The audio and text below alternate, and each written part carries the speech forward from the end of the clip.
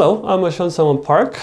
I practice in Seoul, South Korea, and my practice is dedicated to the penile implant surgery, especially inflatables. Recently, I went to Kiel, Germany to do the workshop there. The course was led by Dr. Wilson, and this was especially important course because this training course is renovated. Back in the days, all the training courses with it was composed of usually didactic and live surgery. So didactic courses, we give a lecture, and then next day, we do the live surgery and showing the live surgery videos to the attendees.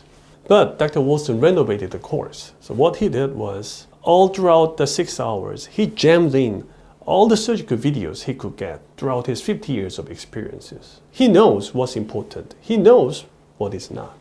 And also what's important is that comparing same approach or the similar techniques of the various surgeons to the trainees is also very important. So he collected everything, he jam-packed in and showed the trainees all those surgical courses at the same time. There were three surgeons joined the conference as a proctor, including me, myself, and Dr. Osmanov and Dr. Rentegrim from Belgium. At the time, we take 3 trainees to join the live surgery. So watching the surgery from the video and watching the surgery right in front of you, what's going on, is very different. The big difference is that penile implant surgery tactile sensation is very important. Trainees were able to feel that.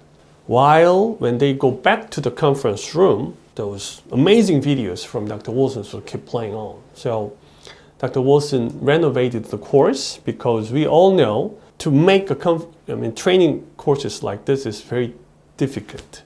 At the same time, to give them a best education is also a very difficult feat to achieve.